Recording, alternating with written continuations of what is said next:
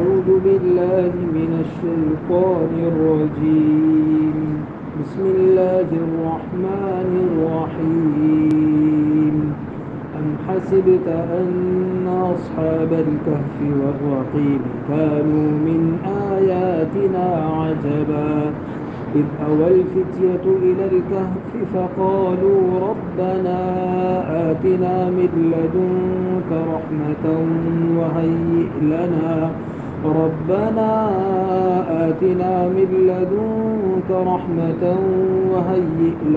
من أمرنا رشدا فضربنا على آذانهم في الكهف سنين عددا ثم بعثناهم لنعلم أي الحزبين أحصى لما لبثوا أمدا. صدق اللہ العظیم. محترم بھائیوں، دوستوں، بزرگوں، ابھی جو آیات ہمارے سامنے سورہ کہف کی تلاوت کی گئی، یہ سورہ کہف کے پہلے رکوع کی 9ویں، 10ویں، 11ویں اور 12ویں 4 آیتیں ہیں، اور ان 4 آیتوں کا ترجمہ یہ ہے: کیا تم یہ خیال کرتے ہو کہ کہف اور رقیم والے ہماری قدرت کی نشانیوں میں سے کچھ زیادہ ہی عجیب چیز تھے؟ وہ واقعہ بھی یاد کرو جب چند نوجوانوں نے پہاڑ کی غار میں پناہ لی تو انہوں نے اللہ تعالیٰ سے دعا کرتے ہوئے یوں کہا کہ اے ہمارے رب، آپ ہم کو اپنے پاس سے خاص رحمت عطا کیجیے اور ہمارے اس کام میں ہمارے لیے بھلائی کا سامان مہیا کر دیجیے۔ بس ہم نے ان کے کانوں پر تھپکی دے کر کئی سالوں تک غار میں سلائے رکھا، پھر ہم نے ان کو نیند سے اٹھایا یعنی جگا دیا تاکہ ہم اس بات کو جان لیویں کہ سونے والوں ہی میں دونوں فریق میں سے کس نے غار میں رہنے کی مدت زیادہ یاد رکھی۔ یہ ان آیات کا ترجمہ تھا، اور ان آیات میں اللہ رب العزت نے اصحاب کہف کا ترجمہ ہوتا ہے غار والے چند نوجوان۔ تو غار والے نوجوانوں کا قصہ جس کا اللہ تعالیٰ آگے اس صورت میں تفصیل سے تذکرہ فرمانے والے ہیں، ان کا بہت مختصر، نہایت اختصار کے ساتھ اور بہت مختصر انداز میں ان 4 آیتوں میں اس قصے کی طرف اشارہ فرمایا ہے۔ آگے تفصیل سے وہ نحن نقص علیک نبأہم بالحق سے تفصیل سے وہ قصہ ذکر فرمائیں گے، لیکن ان 4 آیات میں مختصر انداز میں اس قصے کو اللہ تعالیٰ نے بیان فرما دیا ہے۔ یہ قصہ کیا تھا اصحاب کہف کا، جس کو اللہ تعالیٰ نے قرآن کریم میں مشرکین کے، یہودیوں کے ذریعے سے پوچھے گئے سوال کے جواب میں ارشاد فرمایا؟ اور یہ قصہ کب پیش آیا تھا؟ جس زمانے میں یہ قصہ پیش آیا، قرآن کریم اس زمانے کی بات نہیں کرتا ہے۔ قرآن کریم میں عام طور سے آپ دیکھیں گے کہ قرآن کریم جب کوئی قصہ بیان کرتا ہے یا جب کوئی تاریخی واقعہ قرآن کریم میں آتا ہے تو جیسا ہمیں اسکول میں، یونیورسٹیوں میں اور ہسٹری کی کتابوں میں لکھا ہوا ملتا ہے کہ یہ واقعہ فلانے سن میں ہوا اور یہ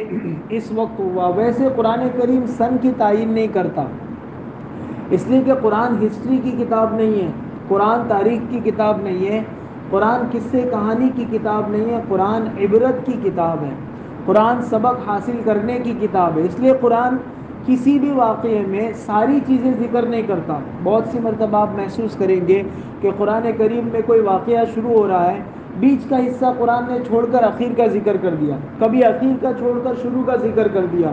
تو جیسے ہم کہانی کی کتابوں میں اور ہسٹری کی کتابوں میں پڑھتے ہیں کہ سلسلے وار بالترتیب چلتا ہے، ایسا قرآن کریم میں سوائے حضرت یوسف علیہ السلام کے قصے کے، اور اس میں بھی بہت کچھ چھوڑا ہے، جو بہت تھوڑا بہت ترتیب کے ساتھ اگر کوئی ایک قصہ ملتا ہے تو حضرت یوسف علیہ السلام والا قصہ ہے۔ باقی سارے قصوں میں قرآن نے یہ کیا ہے کہ جو کام کی بات ہے وہ ذکر کی اور باقی باتیں ایسے ہی چھوڑ دی۔ تو یہاں بھی کہ یہ قصہ کب پیش آیا تھا، قرآن کریم نے اس سلسلے میں کوئی بات نہیں ذکر کی، لیکن قرآن کی تفسیر لکھنے والے علماء کرام نے ہسٹری اور تاریخ کی کتابوں کی مدد سے اس کو کھنگال کر نکالا کہ یہ غار والے نوجوانوں کا واقعہ کب پیش آیا تھا، تو اس کے متعلق کہتے ہیں کہ حضرت عیسیٰ علیہ السلام کی آمد کے بعد اور حضور اکرم صلی اللہ علیہ وسلم کی ولادت باسعادت سے پہلے، آپ کے اس دنیا میں تشریف لانے سے پہلے درمیان میں جو 500 سال کا عرصہ گزرا، اس میں یہ واقعہ پیش آیا تھا۔ اس لیے لکھا ہے مورخین نے، تاریخ کی کتاب لکھنے والوں نے، کہ یہ واقعہ ان نوجوانوں کا پیش آیا تھا سن عیسوی 250 کو۔ یہ سن عیسوی حضرت عیسیٰ علیہ السلام سے شروع ہوتا ہے، تو حضرت عیسیٰ کے جانے کے تقریباً 250 سال کے بعد سن عیسوی 250 میں، اور اللہ تعالیٰ نے ان کو تقریباً سلائے رکھا 300 سال۔ تو 250 میں آپ 300 سال ملائے تو 550 عیسوی ہو جاتی ہے، اور حضور اکرم صلی اللہ علیہ وسلم کی عیسوی سال کی، یہ جو ہمارا انگریزی کیلنڈر ہے وہ اس کو عیسوی سال کہتے ہیں، تو اس حساب سے حضور اکرم صلی اللہ علیہ وسلم کی پیدائش ہوئی تھی سن عیسوی 570 میں، اور یہ نوجوان 300 سال سو کر اٹھے 550 میں، گویا حضور اکرم صلی اللہ علیہ وسلم کی پیدائش سے 20 سال پہلے یہ واقعہ پیش آیا تھا۔ یہ واقعہ کہاں پیش آیا؟ تو اس میں مورخین نے لکھا ہے، اور قرآن کریم کی تفسیر کرنے والے علماء نے مختلف اقوال ہے، لیکن سب سے زیادہ راجح قول یہ ہے کہ افسیس نام کا ایک شہر تھا، جو اس وقت دنیا میں ترکی میں ایک علاقہ ہے ازمیر، اس کے قریب میں یہ شہر ہے، اور اسلامی تاریخ میں اس شہر کا نام افسیس نہیں ہے، ترسوس اسلامی تاریخ میں اس شہر کا نام کہلاتا ہے،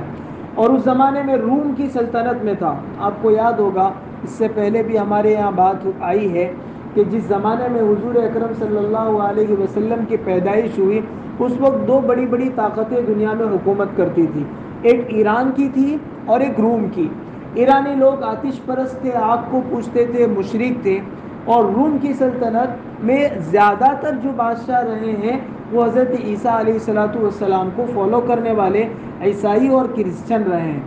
جس زمانے کا یہ قصہ ہے اور جس شہر کا یہ قصہ ہے، وہاں کا بادشاہ عیسائی نہیں تھا، وہاں کا بادشاہ ترسوس کا بادشاہ مشرک تھا، اور وہ بت پرست تھا، بتوں کو پوجتا تھا۔ حضرت عیسیٰ علیہ السلام کی تعلیمات کو انہوں نے بھلا رکھا تھا۔ 250 سال ہو گئے تھے حضرت عیسیٰ علیہ السلام کے آنے کے بعد، 250 سال کے بعد اس بادشاہ کا زمانہ آتا ہے، اور اس بادشاہ کے متعلق کہا جاتا ہے کہ بہت زیادہ ظالم تھا، اور اپنے لوگوں کو، جو زیادہ تر اس زمانے میں چونکہ دین عیسوی تھا، حضرت عیسیٰ علیہ السلام کا لایا ہوا دین تھا، ان لوگوں کو حضرت عیسیٰ کے دین سے پھیرنے کے لیے اور بت پرستی اور کفر اور شرک کرنے کے لیے طرح طرح کی سزائیں دیتا تھا، ان کو مارتا تھا، ان پر طرح طرح کے ظلم اور ستم کرتا تھا، اور یہ اس کا سلسلہ اس شہر میں نہیں بلکہ جہاں جہاں اس کی حکومت تھی سب جگہ اس نے یہ کر رکھا تھا۔ ایک زمانے میں وہ ترسوس میں افسیس جو شہر ہے وہاں آیا، اور وہاں آ کر اس نے ایک بڑی شاہی دعوت رکھی اور ایک بڑا میلہ رکھا، اس میں سارے لوگوں کو بلایا،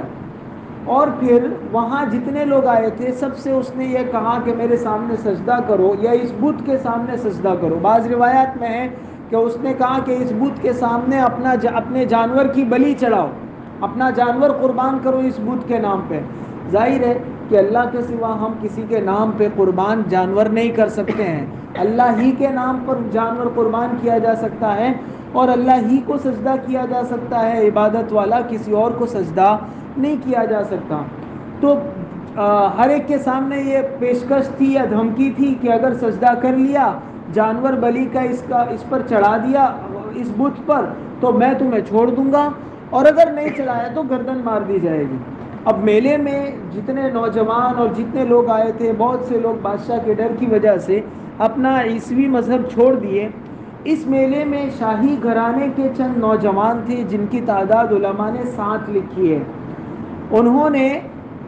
اس طرح کرنے سے انکار کر دیا، اور وہ ایک ایک کر کے میلے سے باہر نکل گئے، اور باہر ایک درخت کے پاس جا کر بیٹھ گئے۔ وہاں ایک نے دوسرے سے پوچھا، ایک دوسرے کو معلوم نہیں تھا کہ کیوں آئے، سب اپنے آپ کو شرک سے بچانے کے لیے باہر نکلے تھے۔ وہاں آپس میں معلوم ہوا کہ سب لوگ اس نیت سے آئے ہوئے ہیں کہ ہم بت کے سامنے سجدہ کرنا اور جانور قربان کرنا نہیں چاہتے ہیں۔ پھر بات دھیرے دھیرے ان کے متعلق مشہور ہو گئی اور بادشاہ کو بھی معلوم ہو گیا کہ یہاں کچھ نوجوان ایسے ہیں جو میرا حکم نہیں مانتے ہیں اور میرے حکم سے بت کے سامنے سجدہ کرنے سے انکار کرتے ہیں۔ تو بادشاہ نے ان نوجوانوں کو بلایا، ان کے ساتھ بات چیت کی، بادشاہ نے ان کو بت پرستی کی طرف دعوت دی۔ انہوں نے کہا کہ ہم کسی حال میں بت پرستی نہیں کر سکتے ہیں، ہم بت کے سامنے اپنا ماتھا نہیں ٹیک سکتے ہیں، تم سے جو ہو سکتا ہے کر لو۔ تو بادشاہ، چونکہ وہ شاہی گھرانے کے لڑکے تھے، بڑے مالدار گھرانے کے لڑکے تھے، ویسے بادشاہ کی عادت یہ تھی کہ کوئی اگر بت کے سامنے سجدہ کرنے سے انکار کر دیتا تو اپنے سامنے ہی اس کی گردن مروا دیتا تھا، لیکن یہ بڑے خاندان کے نوجوان تھے تو اس لیے بادشاہ نے ان کو دھمکی دی، اور دھمکی دینے کے بعد کہا کہ میں تم کو تھوڑی مہلت دیتا ہوں، سوچ لو کہ تم حضرت عیسیٰ کے دین پر باقی رہو گے یا پھر جیسا روم اور یونان میں ہمارے یہاں پہلے دیوی دیوتاؤں کے سامنے پوجا جاتا تھا، دیوی دیوتاؤں کے سامنے جھکا جاتا تھا، ویسے تم جھکنے کے لیے تیار ہو جاؤ، دو میں سے کوئی بھی آپشن لے لو۔ اگر تم حضرت عیسیٰ والے مذہب پر رہے اور اللہ کو ایک مانتے رہے اور بتوں کے سامنے تم نے سجدہ نہیں کیا تو میں تمہیں سخت سے سخت سزائیں دوں گا۔ اور فوری طور پر شاہی گھرانوں کے لوگوں پر شاہانہ قیمتی لباس ہوتا ہے، وہ سارا لباس اتروا دیا، جو انہوں نے جو کچھ پہن رکھا تھا اس زمانے کے حساب سے، جو شاہی پروٹوکول کے حساب سے جو کچھ ان کی خاص خاص نشانیاں تھیں وہ ساری نکلوا دی، اور ان کو سادہ کپڑوں میں وہاں سے باہر کر دیا اور کہا آئندہ میں آؤں گا تو تم 7 نوجوانوں کے متعلق خاص کر پوچھوں گا، اور یہ کہہ کر وہ سفر میں چلا گیا۔ دوسری مرتبہ جب وہ بادشاہ اس شہر میں آیا تو اس نے واپس تحقیق کی کہ ان نوجوانوں کا کیا ہوا۔ معلوم یہ ہوا کہ وہ نوجوان ابھی بھی بتوں کے سامنے سجدہ کرنے والے نہیں بنے، اور ان نوجوانوں کو بھی معلوم ہو گیا کہ بادشاہ آئے ہوئے ہیں اور وہ ہمیں تلاش کر رہے ہیں۔ تو ان لوگوں نے آپس میں مشورہ کیا اور گھر سے کچھ خرچہ اور کچھ رقم لے کر یہ سب کے سب شہر سے باہر نکل گئے۔ پلان انہوں نے یہ بنایا کہ شہر سے باہر کسی جگہ جا کر چھپ جائیں گے۔ شہر سے باہر ایک غار تھا، غار ہی کو عربی میں کہف کہتے ہیں، اور اسی سے اس سورت کا نام اصحاب کہف ہوا، غار والے نوجوان۔ وہاں وہ غار میں چلے گئے اور ساتھ میں ایک کتا بھی ان کے ساتھ شامل ہو گیا تھا۔ اس کتے کو بعض روایات میں ہے کہ انہوں نے بھگانے کی کوشش کی، بہت کوشش کی، لیکن وہ کتا نہیں بھاگا، یہاں تک کہ اللہ نے اس کو بولنے کی زبان عطا فرمائی اور اس کتے نے کہا کہ میں تمہارا ساتھی ہوں اور میں تمہاری حفاظت کرنے والا ہوں، مجھے مت بھگاؤ۔ تو انہوں نے اس کتے کو بھی ساتھ میں لے لیا اور ایک پہاڑ کے اندر ایک غار تھا، وہاں یہ چلے گئے اور پھر کچھ عرصے تک وہاں رہے۔ پھر دین کا کچھ حصہ گزر گیا تو انہوں نے ایک آدمی کو اپنے میں سے کچھ کھانا وغیرہ لینے کے واسطے بھیجا اور یہ بھی تحقیق کرنے کے واسطے بھیجا کہ دیکھو کیا ہو رہا ہے شہر میں۔ وہ نوجوان گیا تو معلوم ہوا کہ شہر میں بہت پکڑ دھکڑ چل رہی ہے اور ہمارے بارے میں سرکاری جاسوس ہماری بو سونگھتے پھر رہے کہ کہیں ان نوجوانوں کا کوئی سراغ مل جائے اور پکڑ کر ان کو بادشاہ کے دربار میں پیش کیا جائے، اور ہم نہیں مل رہے ہیں تو ہمارے ماں باپ پر دباؤ ڈالا جا رہا ہے، ہمارے رشتہ داروں پر پریشر ڈالا جا رہا ہے۔ وہ ساری ٹینشن کی باتیں سن کر یہ نوجوان واپس آیا اور اس نے یہاں آ کر جو نوجوان ٹھہرے ہوئے تھے اس کے باقی 6 ساتھی، ان کو بتایا کہ شہر میں ایسا ایسا مسئلہ چل رہا ہے اور ایسی سخت صورت حال ہے، ہم اس حالت میں کیا کریں گے۔ ابھی یہ حضرات آپس میں مشورہ کر رہے تھے اور یہ ساری انہوں نے باتیں سنی۔ سب سے پہلے انہوں نے یہ طے کیا کہ مشورہ سب بعد میں ہوتا رہے گا، سب سے پہلے ہم جس اللہ کے لیے اور جس کفر اور شرک سے نجات کے لیے جس اللہ کی طرف ہم بھاگے ہیں، اپنی صورتحال اور اپنا مدعا، اپنی درخواست سب سے پہلے اللہ کے سامنے رکھیں۔ اور انہوں نے یہ دعا کی ربنا آتنا من لدنک رحمتا وہیئ لنا من امرنا رشدا، اور دعا کرنے کے بعد ابھی تو وہ دعا سے فارغ ہوئے اور کچھ مشورہ کرتے، اس سے پہلے اللہ تعالیٰ کی طرف سے ان پر نیند کا غلبہ ہو گیا اور وہ سب کے سب سو گئے۔ اور کتنے سال تک سوتے رہے؟ 1 سال 2 سال نہیں، 300 سال تک اللہ تعالیٰ نے ان کو سلائے رکھا۔ یہ اللہ تعالیٰ کبھی کبھی اپنی قدرت کے عجائبات دکھاتے ہیں، اس میں سے ایک عجوبہ یہ تھا کہ 300 سال تک وہ سوتے رہے، 7 کے 7 نوجوان، اور ان کے ساتھ جو کتا تھا وہ کتا بھی 300 سال تک وہیں سوتا رہا۔ 300 سال کے بعد، اور بعض روایت میں ہے کہ 309 سال کے بعد یہ لوگ بیدار ہوئے. اور بیدار ہونے کا بھی قصہ یہ ہے کہ ادھر تو بادشاہ نے بہت تفتیش کی کہ کہاں گئے نہیں معلوم ہوا. کسی نوجوان کے ماں باپ یا کسی رشتہ دار سے یہ معلوم ہو گیا کہ وہ لوگ اس نیت سے شہر سے باہر نکلے ہیں کہ کسی غار میں جا کر چھپ جائیں گے اور اپنا ایمان بچائیں گے. تو بادشاہ نے کہا کہ چلو غار تلاش کرو شہر کے باہر جتنے غار ہیں. تو وہ لوگ تلاش کرتے کرتے کرتے اس غار کے قریب بھی پہنچے. خود بادشاہ بھی بعض روایت میں ہے کہ اس غار کے قریب پہنچا، لیکن اللہ نے ایسا رعب ڈال دیا، آگے اس کا تذکرہ ہے کہ اللہ تعالیٰ نے رعب ڈال دیا ان کے دلوں میں کہ وہ اندر داخل نہیں ہو پائے. اور اندر وہ غار اتنا کشادہ اور اتنا وسیع تھا کہ وہ اندر داخل نہیں ہو پائے، ان کے دل میں ڈر بیٹھ گیا. تو بادشاہ نے حکم دیا کہ یہ اگر اس غار میں گئے ہیں تو جائیں گے کہاں؟ غار کا دروازہ جو ہے اس کا منہ جتنا تھا اس پہ اس نے پتھر لگوا کے وہ منہ بند کروا دیا کہ اگر اس غار میں گئے ہیں تو وہ اندر ہی مر سڑ جائیں گے، باہر نہیں آ پائیں گے، اور میری بت پرستی اور کفر و شرک والی اس بری دعوت کے مقابلے میں کھڑے نہیں ہو پائیں گے. اور اس طرح کر کے وہ چلا گیا. 300 سال کے بعد ایک اور بادشاہ آیا جو انصاف پسند بادشاہ تھا، اللہ کو ماننے والا تھا، توحید کو ماننے والا تھا. اس کے زمانے میں ایک مسئلہ یہ اٹھا کہ وہ عیسائی ہی تھے سب، لیکن بعض عیسائیوں نے یوں کہا کہ مرنے کے بعد دوبارہ پیدا ہونا نہیں ہے، دوبارہ زندہ کیا جانا نہیں ہے. عیسائی تھے وہ لوگ، لیکن ان میں سے بعض پادریوں نے یہ شوشہ چھوڑا کہ یہ جو بات کہی جاتی ہے کہ مرنے کے بعد دوبارہ زندہ ہونا ہے، ایسا کچھ نہیں ہے، یہ سب خیالی باتیں ہیں، ایسا کوئی مرنے کے بعد تھوڑی زندہ ہوتا ہے. بادشاہ کو بہت فکر تھی کہ یہ کیسے ان لوگوں کو منوائے، اس لیے کہ حضرت عیسیٰ علیہ السلام نے جو تعلیمات دی تھی اس میں یہ تھا کہ مرنے کے بعد دوبارہ زندہ ہونا ہے. ہر نبی کی تعلیم میں چند باتیں بنیادی ہیں، اللہ کو ایک ماننا، رسول کو ماننا، آخرت کو ماننا، تقدیر کو ماننا. یہ بنیادی باتیں ہیں، کامن باتیں ہیں جو ہر نبی کے ماننے والوں میں اور ہر نبی کی تعلیمات میں تھی. بعد کے لوگوں نے اس کو بدل دیا. تو وہ بادشاہ بہت فکر مند ہوا کہ کیسے لوگوں کی اصلاح کی جائے اور کیسے لوگوں کو یہ بتایا جائے کہ اس کے بغیر ایمان ادھورا ہے، آپ کو یہ ماننا پڑے گا. یہ ایک مومن کے ایمان کا جزو ہے کہ وہ قیامت کے دن دوبارہ اٹھایا جائے گا، اللہ تعالیٰ مرنے کے بعد دوبارہ زندگی دیں گے اور اس زندگی کا حساب لیا جائے گا. وہ اسی فکر میں تھا، کوئی بات سوجھ نہیں رہی تھی، کچھ سمجھ میں نہیں آ رہا تھا. اور وہ اپنے گھر میں ایک دن گیا اور اس نے مصلی بچھا کر 2 رکعت نماز پڑھی اور اللہ سے مانگا کہ جب تک اس مسئلے کا حل نہیں ہوگا میں گھر سے نہیں نکلوں گا. اور ادھر اللہ تعالیٰ نے ایک بندے کے دل میں، ایک چرواہے کے دل میں جو بکریاں چراتا تھا، یہ بات ڈالی کہ تمہیں اپنی بکریوں کے لیے پتھروں کی کوئی باڑ بنانی چاہیے، پتھروں سے بارڈر بنانا چاہیے تاکہ وہ بکریاں دن بھر اس میدان میں چرتی رہے. اتفاق سے اللہ کی تقدیر کہ وہ چرواہا اسی غار کے پاس پہنچا اور غار کے دروازے پر جو پتھر رکھے ہوئے تھے وہ پتھر اس نے ہٹائے. پتھر کے ہٹانے سے اندر روشنی پہنچی اور اللہ تعالیٰ نے دوبارہ 300 سال کے بعد ان نوجوانوں کو بیدار کیا. 300 سال کے بعد وہ اپنی نیند سے اٹھے آپس میں پوچھنے لگے کہ بھائی کتنا ٹائم ہوا. کسی نے کہا آدھا دن ہوا ہوگا، کیونکہ جب وہ سوئے تھے وہ وقت تھا سورج ڈوبنے سے کچھ پہلے کا. اب جب اٹھ رہے ہیں تو وہی صبح جیسا کچھ ماحول ہے یا شام جیسا، سورج ڈوبنے یا نکلنے جیسا ماحول ہے. تو کسی نے کہا آدھا دن ہوا، کسی نے کہا نہیں صبح نہیں ہے تو شام ہے، پورا ایک دن ہم سوئے ہیں. یہ لوگ آپس میں باتیں کرتے رہے. پھر کسی نے کہا کہ خیر جتنا بھی سوئے ہیں کوئی مسئلہ نہیں، بھوک لگی ہے یہ پیسہ لو اور بازار سے کچھ لے بھی آؤ اور تحقیق بھی کرو کہ کیا صورتحال چل رہی. اب جب یہ لڑکا باہر نکلا، یہ جوان، اور شہر کو دیکھ رہا ہے تو شہر تو پورا بدلا ہوا ہے. وہ گلیاں، وہ بازار جو اس نے اپنے زمانے میں دیکھ رکھا تھا وہ کہیں نہیں ہے.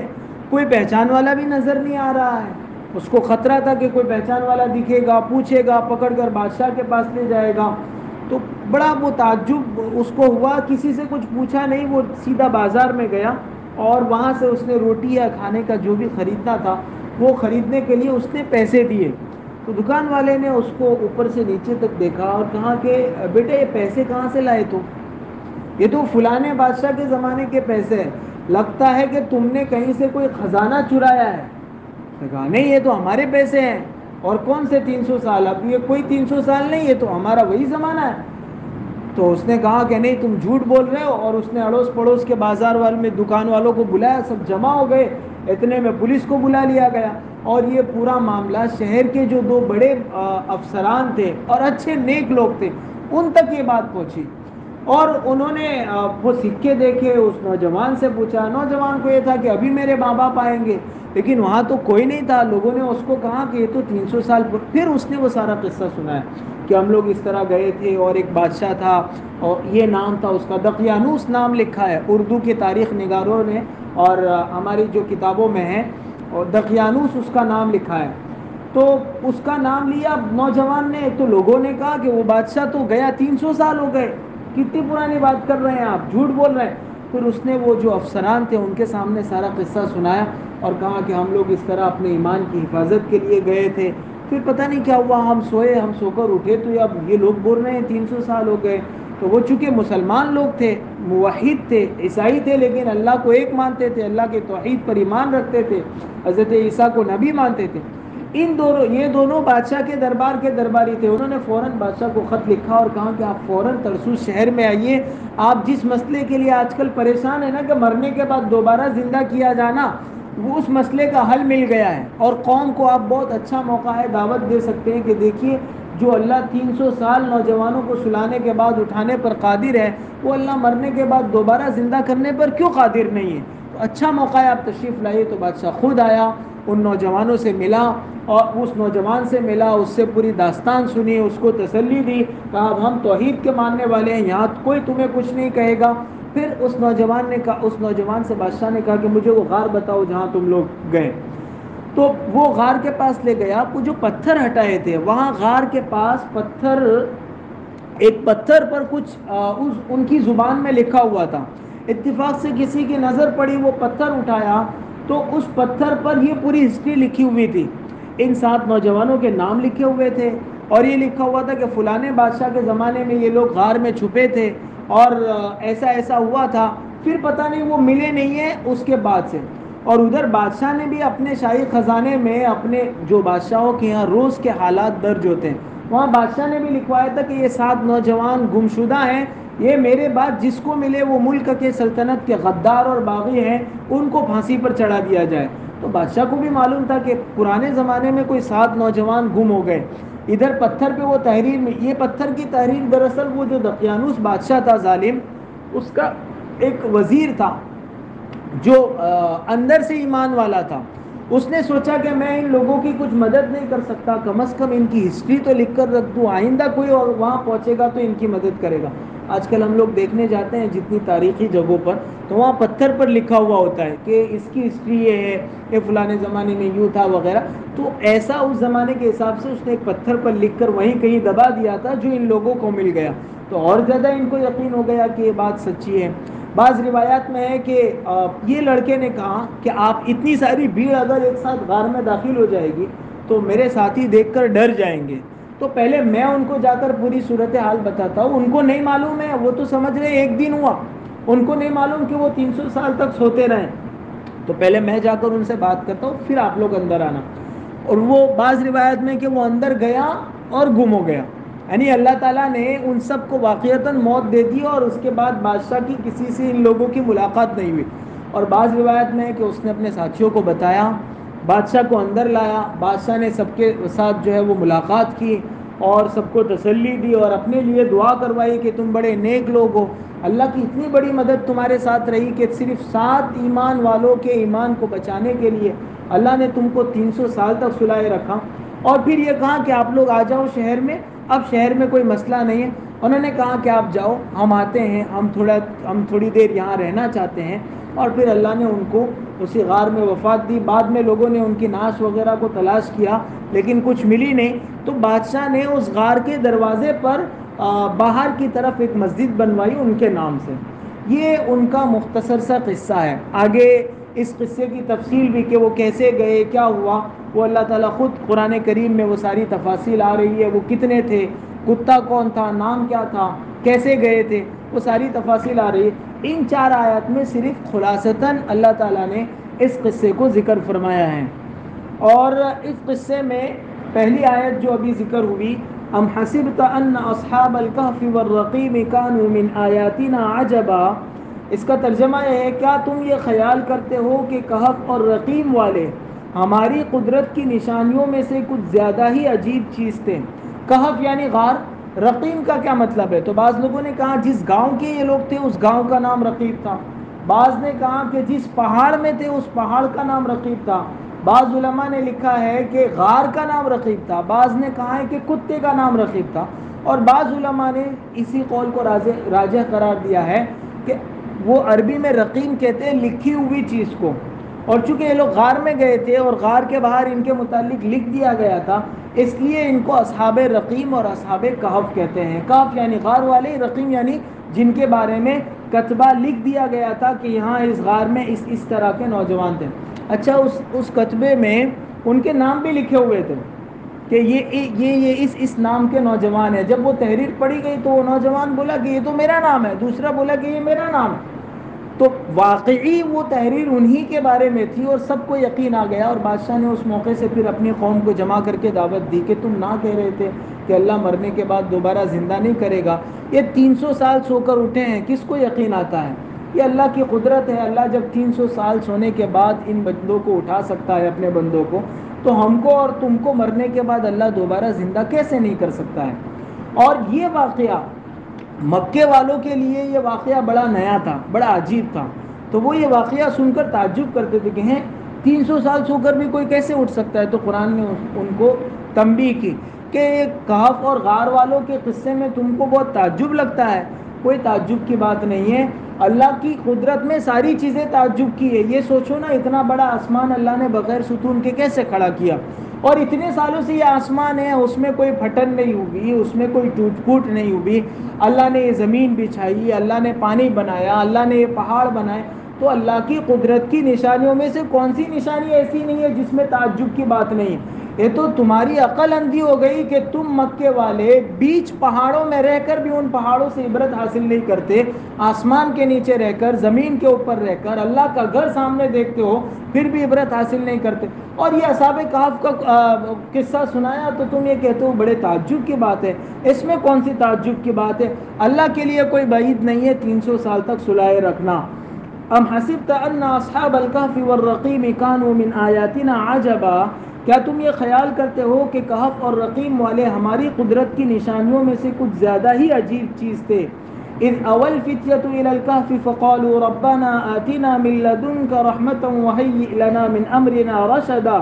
وہ واقعہ بھی یاد کرو جب چند نوجوانوں نے پہاڑ کی غار میں پناہ لی تو انہوں نے اللہ سے دعا کرتے ہوئے یوں کہا کہ اے ہمارے رب، آپ ہم کو اپنے پاس سے خاص رحمت عطا کیجئے اور ہمارے اس کام میں ہمارے لیے بھلائی کا سامان مہیا کر دیجئے۔ میرے اور آپ کے لیے تو سمجھنے کی بات اس آیت میں یہ ہے کہ ان نوجوانوں نے غار میں پناہ لینے کے بعد سب سے پہلا کام کیا کیا؟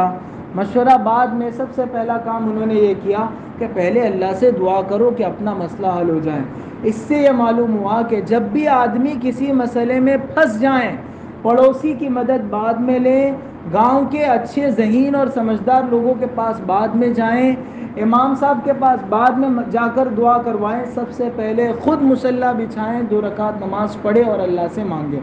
خاص کر یہ جو دعا ہے ربنا هب لنا من لدنک رحمۃ وہیئ لنا من امرنا رشدا، چونکہ اس کا بیک گراؤنڈ پس منظر یہ ہے کہ یہ نوجوان کفر اور شرک سے اور ظلم اور ستم سے اپنے آپ کو بچانے کے لیے اس غار میں گئے تھے، تو علماء نے لکھا ہے کہ اگر کوئی آدمی کفر اور شرک سے بچنا چاہتا ہے، ظلم سے بچنا چاہتا ہے، تو یہ دعا خاص اس کو مانگنی چاہیے، جیسے اللہ نے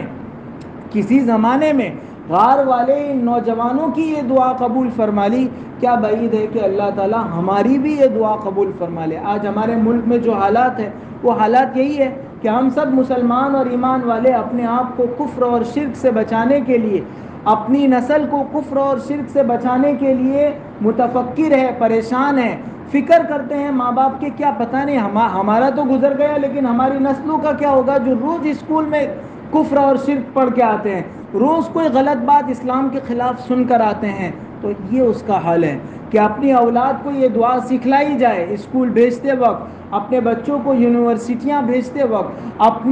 اپنے نوجوانوں کو بازار میں بھیجتے وقت یہ دعا سکھلائی جائے اور پڑھوائی جائے، ربنا آتنا من لدنک رحمہ، کہ اللہ آپ اپنی طرف سے ہم کو اپنی خاص رحمت عطا فرما دیجیے، اور جس پر اللہ کی رحمت اترتی ہے وہ کبھی گمراہ نہیں ہو سکتا۔ وَهَيِّئْ لَنَا مِنْ أَمْرِنَا رَشَدًا، اور اس کام میں ہمارے لیے بھلائی کا سامان مہیا کر دیجیے۔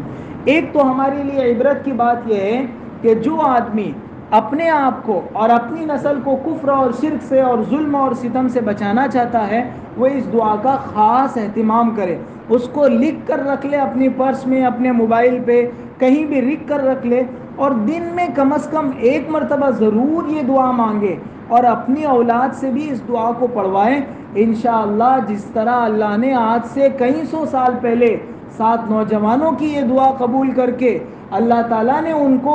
ایمان پر باقی رکھا تھا، اللہ تعالیٰ ہمیں اور ہماری نسلوں کو بھی انشاءاللہ ایمان پر باقی رکھیں گے۔ تو ایک تو ہمارے لیے اس میں عبرت کی اور کرنے کا کام اور سبق اور پیغام اور میسیج یہ ہیں۔ دوسرا یہ ہے کہ ان نوجوانوں نے اپنے ایمان کو بچانے کے لیے اس ماحول کو چھوڑا جو ماحول کفر کا ماحول تھا۔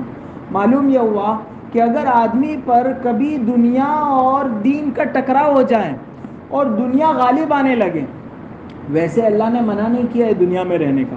اللہ نے کہا ہے کہ دنیا ہم نے تمہارے لیے پیدا کی ہے اور تم کو آخرت کے لیے پیدا کیا ہے، اس لیے اپنی زندگی گزر بسر کے لیے دنیا کے ساتھ رہ سکتے ہو، کما سکتے ہو، بلکہ کمانا چاہیے، لیکن دنیا تمہارے اوپر غالب نہیں آنی چاہیے۔ لیکن اگر کبھی ایسا ہو جائے کہ دین اور دنیا کا ٹکراؤ ہو جائے اور دنیا غالب آنے لگے، دنیا کی خواہشات، اپنی من مرضیاں، اپنے نفس کی چاہتیں اور دنیا کی رونق اور دنیا کی زیب و زینت دین پر غالب آنے لگے ایسا کہ کاروبار کی وجہ سے اب میری نمازیں چھوٹنے لگی ہے،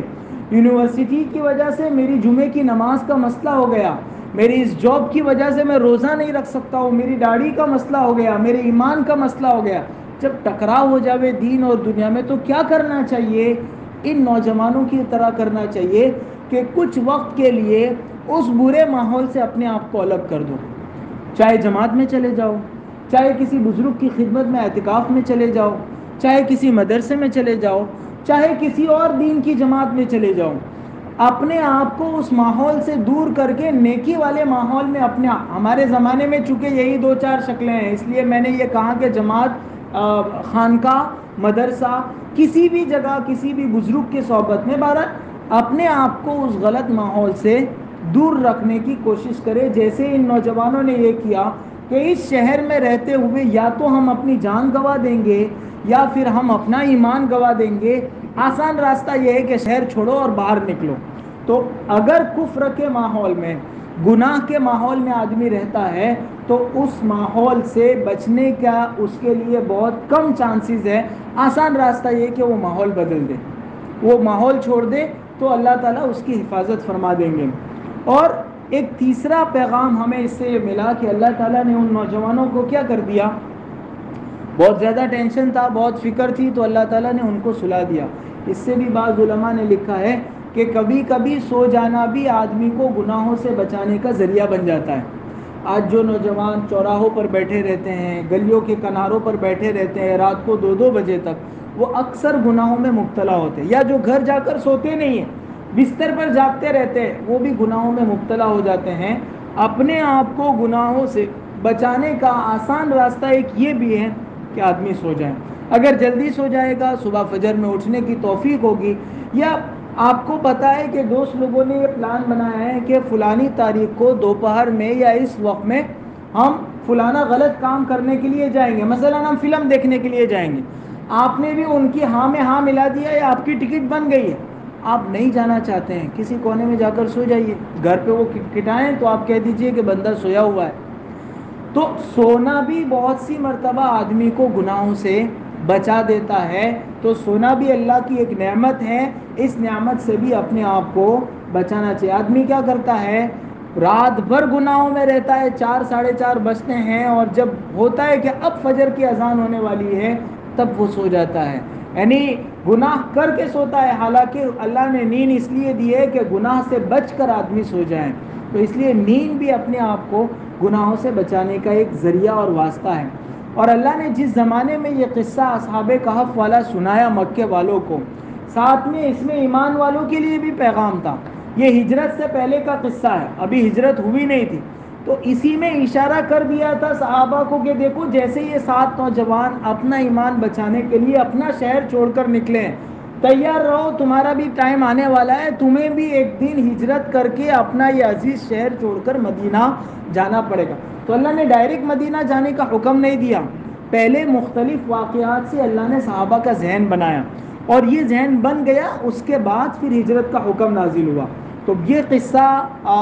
مکے میں حضور اکرم صلی اللہ علیہ وسلم نے جب صحابہ ظلم اور ستم کی چکی میں پیس رہے تھے، اس زمانے میں یہ صورت نازل ہوئی، اور اس زمانے میں حضور اکرم صلی اللہ علیہ وسلم نے صحابہ کو یہ قصہ سنایا۔ اور اس میں ایک اور مناسبت بھی ہے کہ جیسے یہ ایمان والے ساتھ غار میں جا کر اپنے ایمان کو بچانے کے لیے چھپے ہیں، کچھ ایسا ہی واقعہ ابو بکر صدیق رضی اللہ عنہ اور حضور اکرم صلی اللہ علیہ وسلم کے ساتھ بھی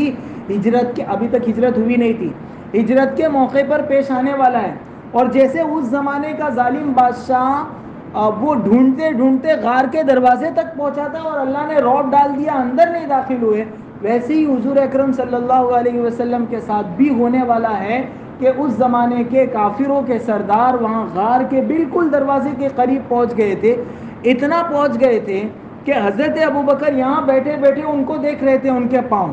چونکہ غار کا منہ چھوٹا تھا، اگر وہ نیچے بیٹھ کر دیکھتے تو صاف دکھ جاتا کہ حضرت ابوبکر اور حضور اکرم صلی اللہ علیہ وسلم وہاں بیٹھے ہوئے، لیکن اللہ نے ان کو سجایا نہیں، بلکہ ان میں سے ایک نے وہاں کھڑے کھڑے پیشاب بھی کیا۔ حضرت ابوبکر صدیق رضی اللہ عنہ اتنا گھبرا گئے تھے، اللہ کے رسول صلی اللہ علیہ وسلم سے کہا کہ اللہ کے رسول اب تو ہم پکڑے جائیں گے۔ حضور اکرم صلی اللہ علیہ وسلم نے انہیں تسلی دی اور فرمایا ان اللہ معنا، اللہ ہمارے ساتھ ہے، ہمیں کچھ نہیں ہونے دے گا اللہ۔ اور پھر اس تسلی کے بعد وہاں چونکہ وہ مکڑی نے کچھ جالے بھی بنائے ہوئے تھے اور کبوتر نے انڈے بھی دیے ہوئے تھے گھونسلہ بنا کر غار کے دروازے پر، تو کسی کافر نے کہا کہ اس میں اندر دیکھنا چاہیے، تو دوسرے کافر نے یہ کہا کہ اگر اندر گئے ہوتے تو یہ جالا تو ٹوٹ جاتا اندر جانے کی وجہ سے، یہ جالا ہے مطلب یہاں گئے نہیں ہے۔ تو اللہ تعالیٰ نے اس طرح حضور اکرم صلی اللہ علیہ وسلم کی حفاظت فرمائی۔ تو یہ قصہ سنا کر ایمان والوں کا ذہن بنا دیا کہ غار میں رہ کر بھی ایمان کی حفاظت ہو سکتی ہے۔ ہمارے آج کے زمانے کے غار کیا ہیں؟ بزرگان دین کی صحبتیں، کتابوں کا مطالعہ، آپ اگر یوٹیوب پر ہیں تو اچھے معتبر علماء کے بیانات، اور مدرسے، جماعتیں، دین کے کام، مسجدیں، یہ سب غار ہیں اپنے ایمان کو بچانے کے اور اپنے ایمان کو محفوظ کرنے کے راستے ہیں۔ جیسے اس زمانے کے نوجوانوں نے اپنی خواہشات چھوڑ کر اس غار میں پناہ لی تھی، ہمیں بھی اپنی خواہشات کو چھوڑ کر اس غلط ماحول سے نکل کر اپنے آپ کو مسجد کی پناہ میں لانا ہے، تو انشاءاللہ اللہ تعالی ہمارا بھی ایمان محفوظ فرمائیں گے اور ہمیں بھی ان نوجوانوں کی طرح اپنے اعمال پر ثابت قدمی عطا فرمائیں گے۔ آگے اللہ نے اسی آیت کا تذکرہ فرمایا ہے جس میں انہوں نے دعا فرمائی اذ اول الفتية الى الكهف فقالوا ربنا آتنا من لدنك رحمة وهيئ لنا من امرنا رشدا۔ جب چند نوجوانوں نے، اچھا اس قصے میں بار بار یہ آئے گا فتیتو، چند نوجوان، اس سے بھی علماء نے ایک نقطہ نکالا ہے کہ اللہ نے نوجوانوں کا بار بار ذکر اس لیے کیا کہ نوجوان آدمی میں کسی اچھی بات کو قبول کرنے کی زیادہ صلاحیت ہوتی ہے، وہ بہت جلدی کسی بات کی طرف مائل ہو جاتا ہے۔ اس لیے آپ دیکھیں جو باطل طاقتیں ہیں، جو غلط لوگ ہیں، وہ لوگ بھی اپنی محنت کا میدان نئی نسل کو بناتے ہیں، نوجوان نسل کو بناتے ہیں، انہیں پتہ ہے کہ یہ سیدھے راستے پر بھی جلدی آتا ہے اور غلط راستے پر بھی جلدی آتا ہے۔ نوجوان کسی بھی چیز کو جلدی قبول کرتا ہے اور جس چیز کو وہ پکڑ لیتا ہے پھر اس پر جمنے کی بھی کوشش کرتا ہے۔ تو بار بار اللہ تعالیٰ نے نوجوانوں کا تذکرہ فرمایا امت کے نوجوانوں کو پیغام دینے کے لیے کہ تم چاہو تو اپنے آپ کو اچھا بھی بنا سکتے ہو اور اگر تم خیال نہ کرو تو تم برے بھی ہو سکتے ہو۔ جیسے ان نوجوانوں نے اپنے آپ کو بچانے کی، شہر بھر میں سے 7 نوجوانوں نے اپنے آپ کو بچانے کی کوشش کی، ایسے تم بھی اگر کوشش کرو گے تو اللہ کی مدد تمہارے ساتھ ہے۔ اذ اول فتیۃ الی الکہف، وہ واقعہ بھی یاد کرو جب چند نوجوانوں نے پہاڑ کے غار میں پناہ لی اور انہوں نے اللہ تعالیٰ سے دعا کرتے ہوئے یوں کہا کہ اے ہمارے رب، آپ ہم کو اپنے پاس سے خاص رحمت عطا کیجئے اور ہمارے اس کام میں ہمارے لیے بھلائی کا سامان مہیا کر دیجئے۔ فضربنا علی آذانہم فی الکہف سنین عددا، پس ہم نے ان کے کانوں پر تھپکی دے کر کئی سالوں تک غار میں سلائے رکھا۔ کئی سالوں تک، کتنے سال تک؟ آگے اس کا تذکرہ آنے والا ہے۔ 300 یا 309 سال تک اللہ تعالیٰ نے ان کو غار میں سلائے رکھا۔ آگے بتائیں گے وہ غار کیسا تھا، اس میں روشنی جاتی تھی نہیں جاتی تھی، ساری تفصیل آگے آ رہی ہے۔ اس میں اللہ نے کہا کہ ہم نے ان کے کانوں پر نیند ڈال دی۔ حالانکہ نیند تو کہاں آتی ہے؟ آنکھ پر آتی ہے، تو آنکھ پر نیند ڈالنی چاہیے، کان پر اللہ نے کیوں لفظ ذکر فرمایا؟ یہ بتلانے کے لیے کہ ہم نے ان کو بہت گہری نیند سلا دیا تھا۔ آدمی جب سو جاتا ہے آنکھیں بند ہو جاتی ہے لیکن کان کھلے رہتے ہیں، اسی لیے ہلکی سی آواز ہوتی ہے اٹھ جاتا ہے، لیکن جب بہت گہری نیند ہو جاتی ہے تو کان بھی، اس کے کانوں پر بھی پردے پڑ جاتے ہیں اور اڑوس پڑوس کی ہلکی پھلکی آوازیں اس کو سنائی نہیں دیتی ہے۔ تو اللہ تعالیٰ یہ بتانا چاہتے ہیں کہ ہم نے ان کو ہلکا پھلکا نہیں، اچھی گہری نیند سلایا تھا اور 300 سال تک ان کو سلائے رکھا۔ ثم بعثناکم لنعلم ای الحزبین احصی لما لبثوا امدا، پھر ہم نے ان کو نیند سے اٹھا دیا یعنی جگا دیا تاکہ ہم اس بات کو جان لے بے کہ دو جماعتوں میں سے کس نے غار میں رہنے کی مدت زیادہ یاد رکھی۔ بعد میں یہ لوگ اٹھے تو ان میں آپس میں یہ ہوا کہ ہم کتنے دن سوئے، تو کسی نے کہا اتنے دن، کسی نے کہا اتنے دن، تو اس کا اللہ تعالیٰ نے تذکرہ فرمایا ہے۔ تو ان 4 آیتوں میں اللہ نے مختصر طور پر وہ پورا قصہ بیان کر دیا۔ آگے جو نیا رکوع شروع ہوگا، نحن نقص علیک نبأہم بالحق، وہاں سے اللہ تعالیٰ تفصیل کے ساتھ ان کا قصہ ارشاد فرمائیں گے۔ اللہ تعالیٰ ہم کو کہنے سننے سے زیادہ عمل کرنے کی توفیق عطا فرمائیں، اور آج کی ان 4 آیتوں میں ہمارے لیے جو خاص پیغام آیا ہے اس پیغام پر عمل کرنے کی توفیق عطا فرمائیں۔ ایک تو یہ ہے کہ یہ دعا ربنا آتنا من لدنک رحمۃ وہیئ لنا من امرنا رشدا، اس کا ورد کرتے رہنا چاہیے، اپنی اولاد کو بھی سکھانا چاہیے، اپنے گھر میں بھی لکھ کر لگانا چاہیے، مکتب میں آنے والے بچوں کو بھی سکھا دینا چاہیے کہ یہ ایمان کی حفاظت کے لیے اللہ تعالیٰ نے یہ دعا اتاری ہے۔ اور دوسرا یہ کہ جب دین اور دنیا کا ٹکراؤ ہو جائے تو دنیا کے ماحول سے آدمی اپنے آپ کو الگ کرے۔ اللہ نے اگر پیسہ دیا ہے تو حرم میں چلے جائیں، عمرہ کرے، حج کرے۔ بہت سی مرتبہ حج فرض ہوتا ہے، آدمی نہیں جاتا اور دنیا میں پھنسا اور گھسا رہتا ہے۔ تو بہت سے لوگ کہتے ہیں کہ یہ اللہ نے پیسہ دیا ہے تو بار بار عمرے پہ جا رہا ہے، تو اچھا ہے نا، مہابلیشور تو نہیں جا رہا بھائی، وہ رہتا یہاں تو کوئی دھاڑ نہیں مارنے والا ہے، وہ یہاں رہے گا تو اور پیسے ضائع کرے گا اور گناہ میں مبتلا ہوگا، تو وہ لوگوں سے برداشت نہیں ہوتا، وہ کہتے کہ دکھانے کے لیے جا رہا ہے اور ابھی تو اتنا قرضہ باقی ہے پھر بھی جا رہا ہے، تو وہ یہاں رہ کر بھی قرضہ نہیں بھرنے والا ہے، وہ ویسا ہی رہے گا۔ تو جانے ویسے اس کو قرضہ بھرنا چاہیے، وہ منع نہیں ہے، لیکن آدمی کی عادت ہوتی ہے وہ نیک کام اگر کوئی کرتا ہے تو لوگ اس کی طرف بہت انگلی اٹھاتے ہیں۔ وہی آدمی اگر شادی پہ 50 آئٹم بنوا کے اگر لوگوں کو کھلائے گا اور خود کھائے گا اور ہزاروں رسموں پہ ہزاروں لاکھوں کروڑوں روپے پھونک دے گا، کوئی بات نہیں کرے گا، لیکن اگر دین کے کام میں چلا گیا، عمرے پہ چلا گیا، حج پہ چلا گیا، تو لوگ طرح طرح کی باتیں کرنا شروع کر دیتے ہیں۔ تو بہرحال جب دین پر دنیا غالب آنے لگے تو آدمی کو دنیا کے ماحول سے کٹ کر اپنے آپ کو دین والے ماحول میں لے جانا چاہیے۔ یہ ان آیات کے ذریعے معلوم ہوا۔ اور کچھ نہیں کر سکتا ہے آدمی تو سو جانا چاہیے، کہ سو جانا بھی بہت سی مرتبہ آدمی کو گناہوں سے بچانے کا ذریعہ بن جاتا ہے۔ سبحانک اللہم و بحمدک و تبارک اسمک و تعالی جدک و لا الہ غیرک۔ اللہم صلی علی سیدنا و مولانا محمد وعلی آل سیدنا و مولانا محمد کما صلیت علی ابراہیم وعلی آل ابراہیم انک حمید مجید۔ اللہم بارک علی سیدنا و مولانا محمد وعلی آل سیدنا و مولانا محمد کما بارکت علی ابراہیم وعلی آل ابراہیم انک حمید مجید۔ ربنا هب لنا من ازواجنا و ذریاتنا قرۃ اعین واجعلنا للمتقین اماما۔ ربنا آتنا فی الدنیا حسنة وفی الآخرة الآخرة حسنة وقنا عذاب النار ربنا فاغفر لنا ذنوبنا وإسرافنا في أمرنا وثبت أقدامنا وانصرنا على القوم الكافرين ربنا آتنا من لدنك رحمة وهيئ لنا من أمرنا رشدا اللہ ہمارے گناہوں کو معاف فرما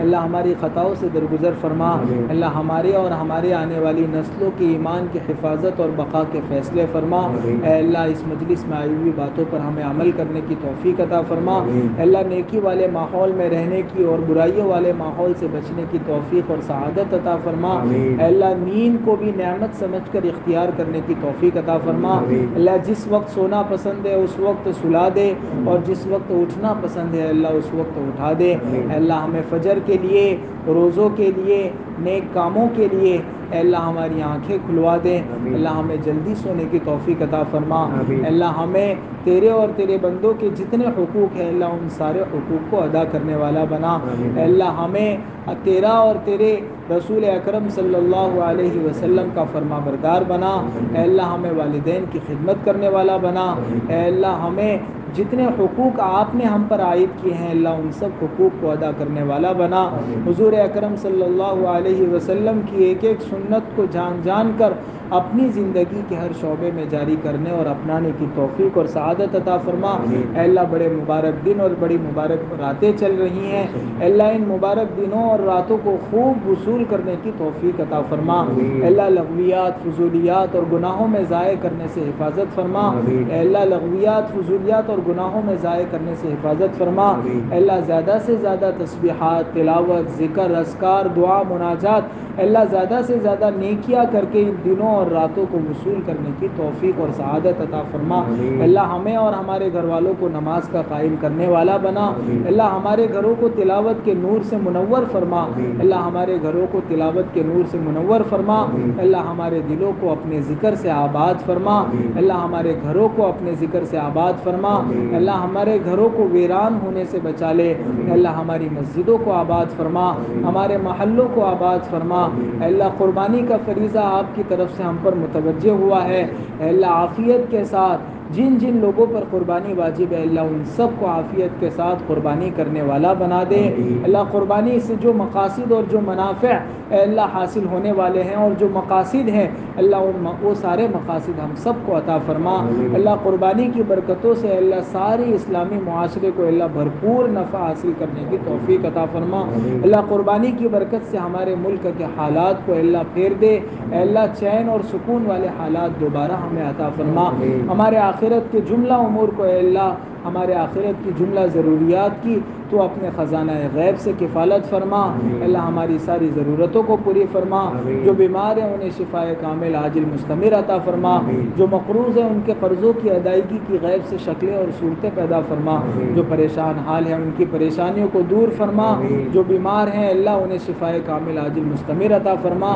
اللہ جو نکاح کی عمر کو پہنچ چکے ہیں اور صالح جوڑ نہ ملنے کی وجہ سے اللہ پریشان ہے اللہ انہیں عافیت کے ساتھ صالح جوڑ عطا فرما اللہ جو اولاد کے لیے پریشان ہے اللہ انہیں نیک صالح اولاد عطا فرما جن کی اولادیں نافرمان ہیں انہیں اپنے ماں باپ کا